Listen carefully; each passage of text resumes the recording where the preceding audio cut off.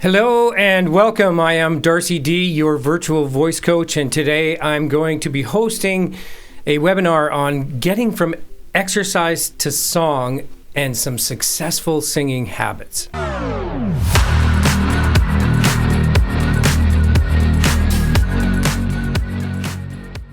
So we're going to be talking about how to bridge the gap and make your voice work for you. So for singers, it's one thing to be exercising every day, but we want to understand how and why we transition from isolated vocal exercise into expressive, confident song performance. Whether you're training with scales or warming up before rehearsal, one question I hear all the time is, how do I make this sound like music? How do I get from exercise to song? I'm going to walk you through how to bridge the gap between the technical training and the real world singing so you can sing your songs with confidence, consistency, and emotion. Now, a lot of the insight that I'm going to share with you today is available on the Virtual Voice Coach app at the App Store, Play Store, and you'll be able to find webinars there as well on all the things that we're going to be talking about, including today's session. If you find this helpful and useful, I invite you to like, share, and subscribe because it's always appreciated. Now, for those of you who are with me live, you can always use the chat to ask questions, and I'll try to answer everything, during and or at the end of the session. We'll have time to break everything down. Why do vocal exercises matter and what they don't do? We warm up and we exercise. The role of exercise is, of course, to build strength, range, and balance as we learn to coordinate our concentrations using these exercises. But as always, rules are meant to be broken. And when it comes to singing songs, the example being pop music, we sing half right half the time technically. This means that exercise must always be as clinically as possible, or sung as clinically as possible, to secure all the processes and all the concentrations before getting into song. We build habits that you'll be able to access subconsciously in the song. Now, of course, the danger of staying stuck in exercise-only mode, for example, you don't learn to apply technique because the vocal exercises are tools and not the end goal. For singers just starting out, exercises are the end goal. We have to learn the exercises so we can learn to coordinate the vocal mechanisms and then activate them as needed in song. If you've never moved beyond exercise, you may develop solid technique in isolation, but struggle to apply to it the phrasing, dynamics, the emotional value, or interpretation of real songs. It's much like someone who's playing piano and they play to charts. They read charts all the time, and they might be in a situation where they are now asked to play piano just in front of friends or a gathering, and they can't because they don't have their music. So they're stuck in the I have to have my music, where singers can get stuck in I'm practicing, I can do it to my piano scales, but how on earth am I going to interpret, putting this into real songs? And the result is great warm-ups, but stiff, disconnected performances. So you have to train your brain for safety, not expression. Exercises can become a kind of vocal comfort zone. They're predictable, they're controlled, they're sometimes low risk. But singing songs involves vulnerability, storytelling, and all these unpredictable variables like phrasing, lyrics, dynamics, etc. And the result of that is you get really good at controlled scales, but hesitate or freeze when it's time to perform. And if you're not moving into song, you're going to miss out on developing your performance muscles. And what I mean by that is singing isn't just about the voice, it's about communication. If you don't practice delivering emotion, using your body language, connecting with the music, you're not developing your stage presence or your performance stamina. The result can be technically sounding singing that feels flat or disconnected to the listeners, and they may not believe you. The listeners may not believe what you're what the message you're getting across. I mean, singers sing songs, songs are stories, and stories are meant to be told. And when you, the singer, tell the story, it has to be your version of the story. So you have to really understand what the lyric is and believe in it. And how singing songs adds real-world application and emotion. I want to introduce the term vocal integration. I mean, when we integrate from using our voice in speech to using our voice in sustained speech patterns like vocal exercise, that's an integration. We're integrating the vocal mechanism to now sustain these speech forms and start to learn and memorize, habituate exercise. Now, if you're only ever practicing scales, it's like training for a marathon on a treadmill and never going outside.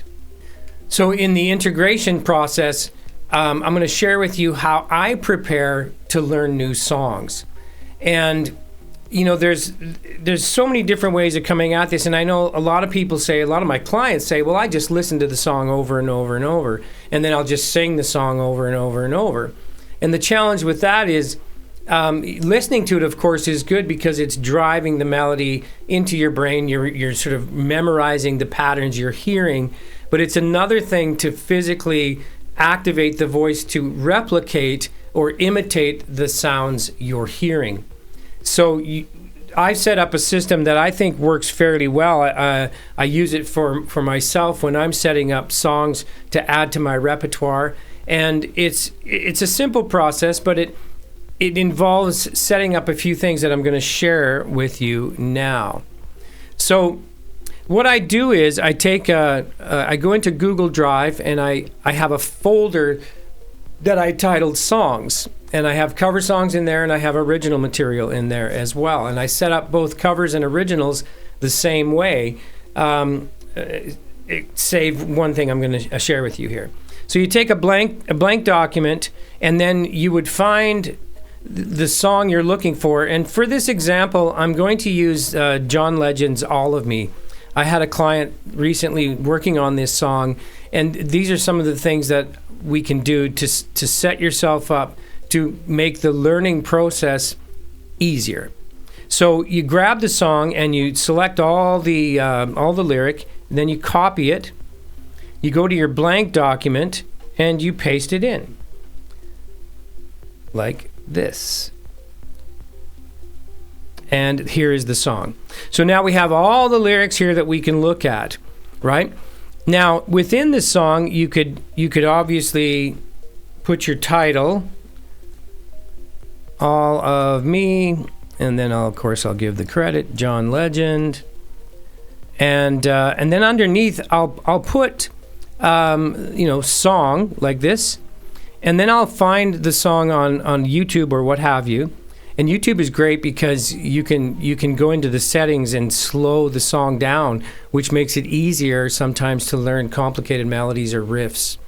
So you copy this, and you go back to your document that you're creating, and you highlight this, and go into link, copy and paste the link. And now, when you open up this document, you've got a link to the song. You can just click on this to open it up. Now, for those of you who might be playing guitar or piano, I go to find the chords. In this case, it's guitar, but you can find the piano. You copy that, and then come back to your document. And here's where I just put, I'll put chart. Like this.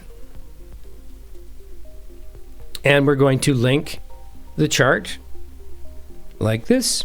And then when I click on these, I can open them right up when I'm working on the song. So there it is. It's right here. It's available to me. So then when we're learning this song, obviously we need to know, what the lyric is and what we're saying. But when you look at your chart that I have here, what I like to do is place or hit enter when I get to the part in the line where I have to breathe or where a new line starts. So when we look at this song, so this would be the first line of the song. I do without your smart mouth. And he breathes there. So We go, what would I do without your smart mouth? Breathe. Drawing me in and you kicking me out. Breathe. You've got my head spinning. So this would be a breath. I would enter. No kidding. After no kidding, there's also another breath. And then what's going on in that beautiful mind? I'm on your magical mystery ride. I'm so dizzy. That's one line. I don't know what hit me. That's one line. My head's underwater, but I'm breathing fine. This is also one line. I'm crazy. You're crazy and I'm out of my mind. One line. Because all of me loves all of you. Love your curves and all your edges. All your perfect imperfections. Give your all to me, give your all to you. You're my end of my beginning. Even when I lose, I'm winning. Because I give you all. Now, for where this is sustained, obviously this is going to be dragged out. If you need to recognize that, you could do this. Oh. You could do this. Right? So then you know it goes, all of me. And you have that. So this is how I set it up. Now, you can also do the same thing on your chart if you had to. You can, if you wanted to follow the chords, you'd set it up the same way. And what this does, it gives us a visual of what the song is about and where we breathe. And sometimes, there's exceptions to every rule. You can breathe otherwise, and you don't always have to follow this to the letter. Now, what you can do, and what I like to do at the beginning is we need to say the lyrics out loud, because if we can't say the lyric, it might be as difficult to sing the lyric. And what this does, it reveals to you any consonants or sounds that get in the way of a smooth melody, which is singing, sustained speech, right?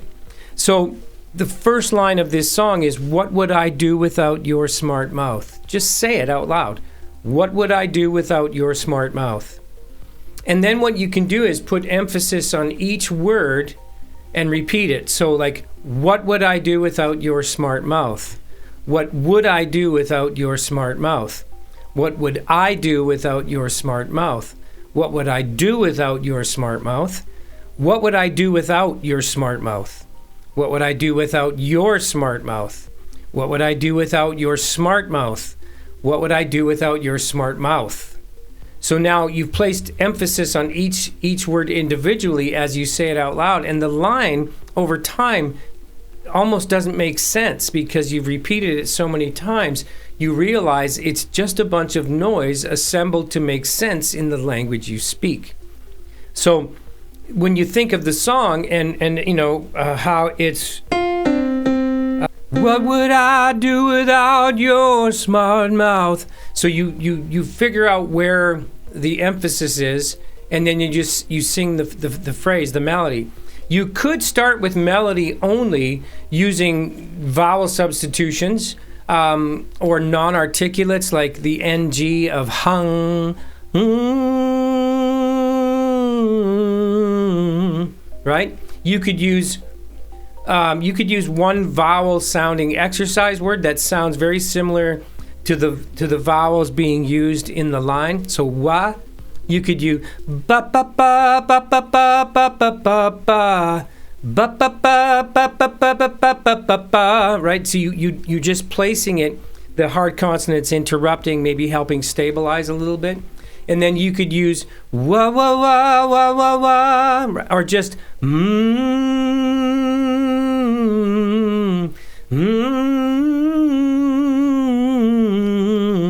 Now keep in mind, when you're learning songs, you must make sure that the song itself fits into the working part of your vocal register at that time of your development, right? So it might be that, what would I do might be very easy. But then we get to the part of the song where he says, my head's underwater, but I'm breathing fine. And it goes up to an F there. So this is the verse that starts right here, right? And then my head's on. So you see, hey. Now for tenors, this is in the transition, right? So this means we're in mixed tone, mixed area. We're blending head and chest voice muscle usage. And so this, for some singers, especially if you're baritone-esque, might feel, a bit high. And the word is head, which is and is a wider vowel. So you have to understand that when you get, my head's underwater, but I'm breathing fine, right? And so you have to make sure you can get this note. So if, for example, it's a challenge for you, and we know the word is head, we could use an exercise BEH, right? So, and I would always come down from where I have to start, and I'm going to use and I'm just going to say the note like head, and I'm going to say it very staccato. And I'm going to walk it up.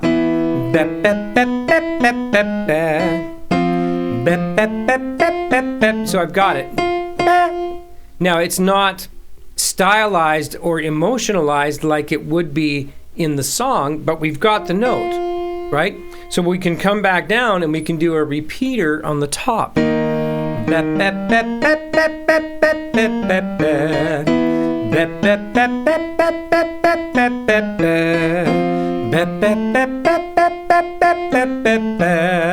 Now we can sustain it as well.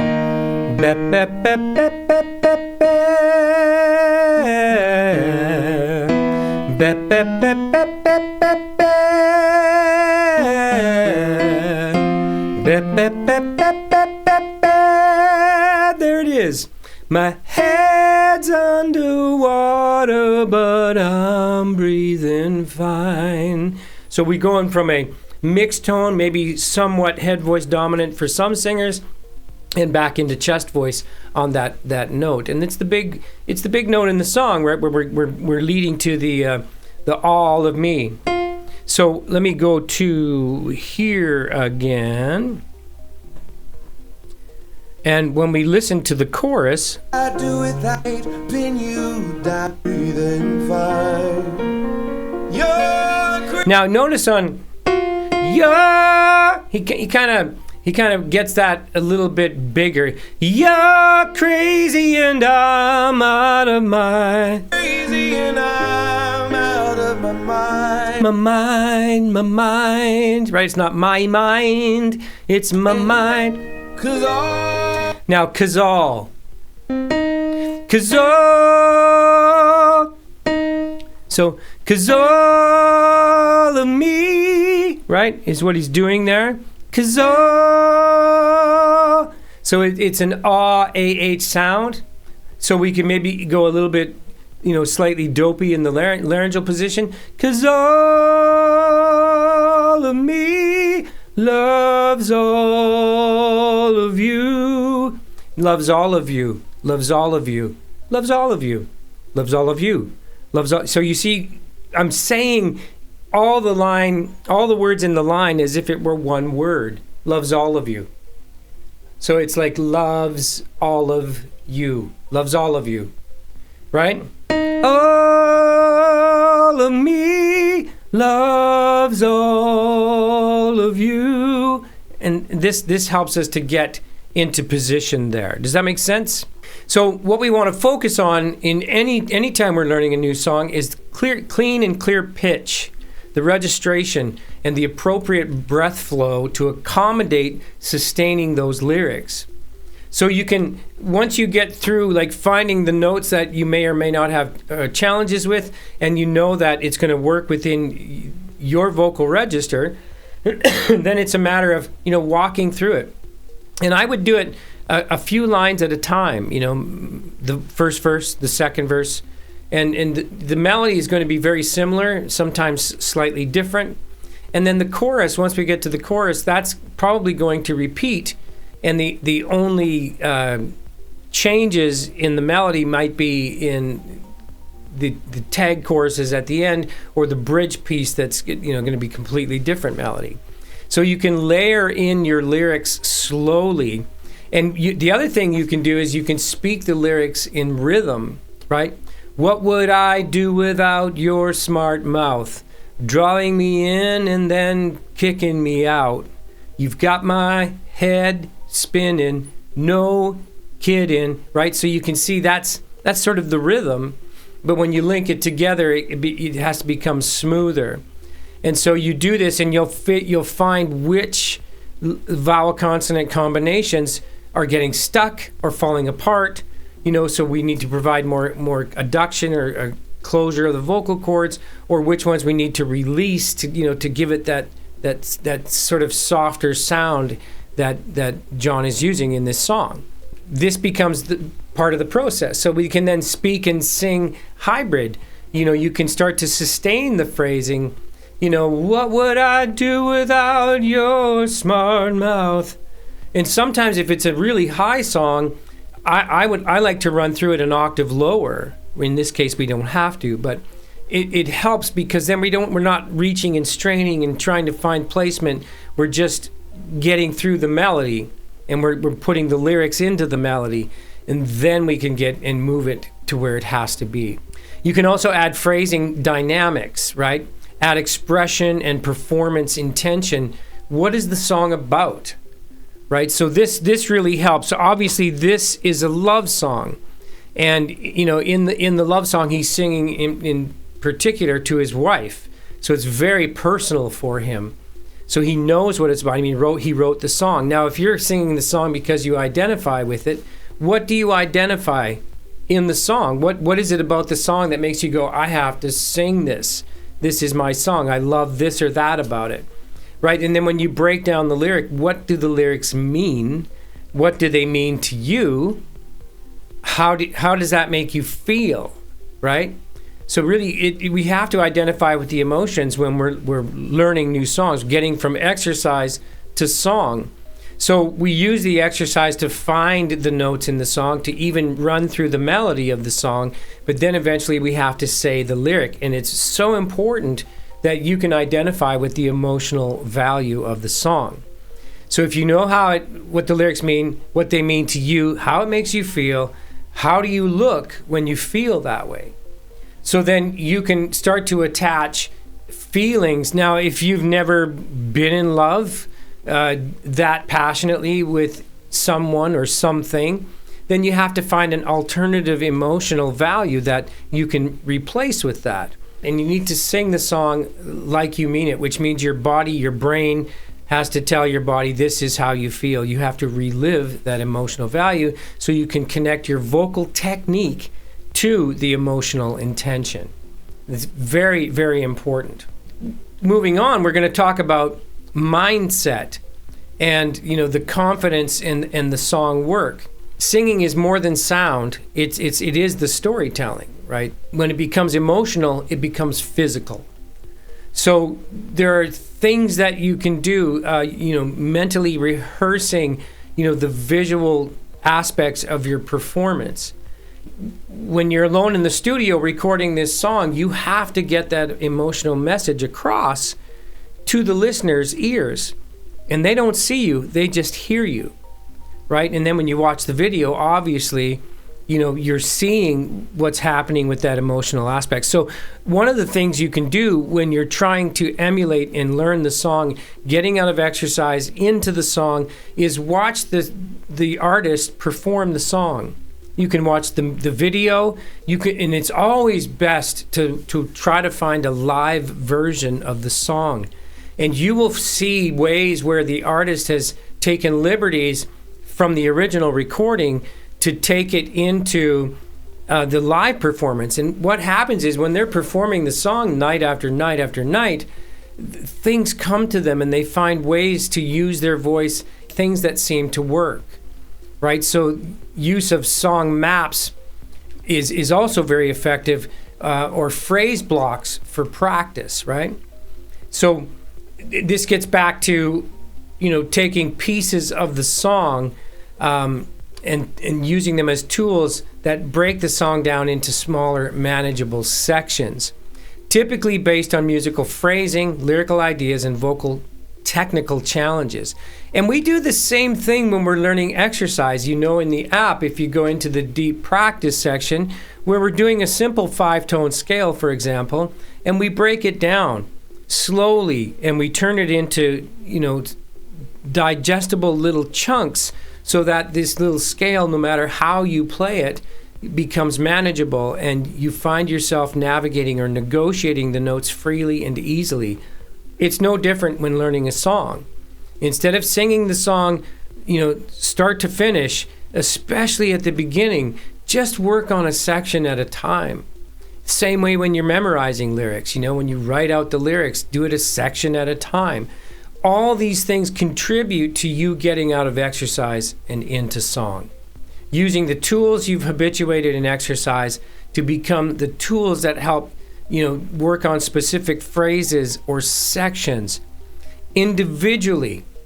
This allows for focused practice on breath control, dynamics, articulation, emotional delivery, or technical consistency within each part. Because when you're exercising, you're usually saying one vowel consonant combination or a couple where we share resonance at a time. And when you're singing songs, you're singing a collection of vowel consonant combinations on one breath. And each one of those vowels has to be secured, the notes have to be secured, and you have to be able to deliver it so that the listener believes what you're saying.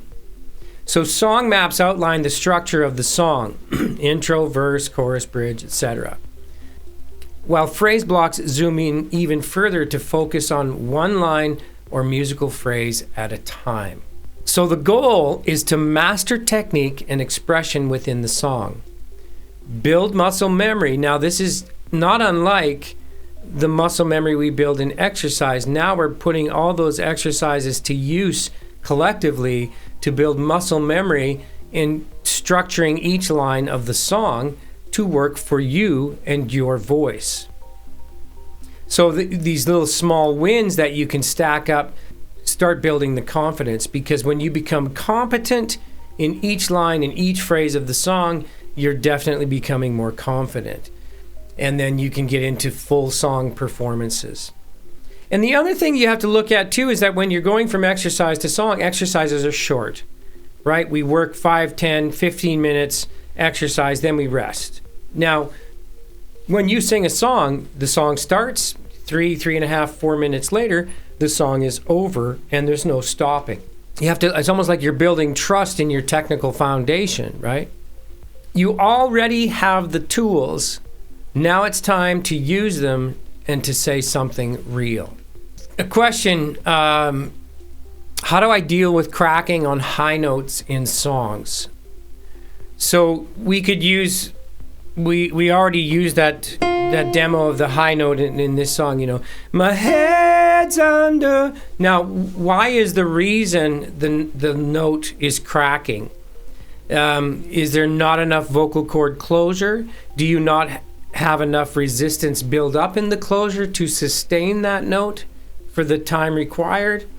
Is there enough breath flow to provide the balance in the vibration rate of the vocal cords to get the inertance on the note, right? So you have to, and as I demonstrated earlier, that's how you would get to that. Use an exercise. Bed's underwater, but I'm breathing fine. That's how you could run that. And that was a good question. What if the song feels too emotional to sing well? So if you get so emotional about the song that it makes you choke or swallow hamburgers or tear up because you can really identify it with it that well, that's actually a good thing, because the more you can emotionally identify with it, the more your listeners or your audience is going to go, wow, I can feel that. And they might even not know why, but I'm going to tell you a little story. One time, my wife and I went to see Celine Dion in Las Vegas. Now, I knew a voice coach that worked with her, and so she's been doing the same exercises that I use in my practice and with my teaching. And so I know how great she is on record, so I was kind of like, wow, let's just see how good she is live, right? And in the concert, I noticed there were tissue boxes spread randomly throughout the theater. I was like, well, that's weird, right? And she gets to a point in her show where she says, I'm going to sing a song that has very deep meaning for me. And she goes, it means so much to me that I become very emotional. So, forgive me if I cry. She's singing in French. I didn't understand what she was singing, but halfway through the song, I became quite emotional. My eyes were watering. I was swallowing a hamburger, and my wife handed me a tissue, and it was like, what is going on? It was so powerful, and I didn't even understand what she was saying. So if the song becomes so emotional, you can use it to your advantage. And the way you're going to get through it is by singing it repeatedly. So it's almost as if you identify with the emotion, but you're able to block it so that it doesn't overtake you, and yet the message, the delivery isn't lost. You'll be able to stabilize your emotions a little bit without, not presenting the emotional value. In other words, you're feeling it, but it's not affecting you. And you just have to do it over and over. And this will become the habit, right? And what will happen is you'll start to identify with your emotions a lot easier as well. Like you'll be able to go happy, mad, glad, sad. And there's things that I do in practice. We're doing an exercise, mum, mum, mum, mum, mum, mum, mum, mum, mum. We're getting all the notes. The pitch is correct. We're not pulling. We're not disconnecting. But now, what if we changed, the signal from upstairs here, and we say to ourselves, let's sing it a little bit more aggressively. Mum, mum, mum, mum, mum, mum, mum, mum, mum. Right? Let's sing it mad. Mum, mum, mum, mum, mum, mum, mum, mum. That's going to produce more volume. We're going to be a little bit more aggressive with it. Let's sing it like we don't want to disturb the person in the next room. Mum, mum, mum, mum, mum, mum, mum, mum, mum. Well, not losing the connection. This is applying emotional value. And, what if we did, mum, mum, mum, mum, mum? We're going to do a bit of a falsetto, right? That presents a different emotion in itself. So all the tools we use to exercise can become, the tools to feed the emotional value in the song. If we can do it in exercise, now we add lyric, and now we have meaning to the words that we're singing. We could sing it very happy. Mum, mum, mum, mum, mum, mum, mum, mum, mum. Right? So this is how we can deal with and add to the emotions of the song, triggers the brain to tell the voice and the body what to do. And the way you move your body, like when you tell a story, don't stop that. You listen to someone tell a story about how they went to a concert, and they'll tell you about the light show and the singer and this and that, and their hands are moving and they get fairly excited. But then they're going to sing you a song, and they step in front of the mic and they stand straight, and they're just singing the song. And how do you get anything out? I've worked with voice coaches that have done some pretty amazing things with really big singers, and they always say things like, if you're going to get to that high note, you got to be standing. You got to be in a position like you're going to throw a javelin, right? So you have to move your body to tell the story. And this becomes one of the tools, the levers that allows you to get to these notes, to sustain these speech forms with the intent attached to it, right? So there's all these different kinds of things that you can do and get the freedom. Like if you've got the notes, you've got the melody, you've worked it line by line, the confidence should be there because you know what's going to happen. When you get in front of an audience, that's going to be the difference between singing it in practice and then the performance.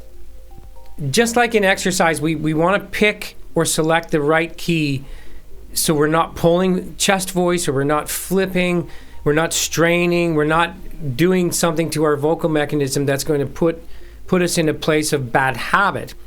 The same way you do that in exercise, you have to come into the song the same way. So you make sure you pick the right key, right? In the range check, you can do a range check to select from the lowest to the highest notes that you can sing comfortably. So when you're working with your voice, you have you check the lowest note using the piano. You could, I'm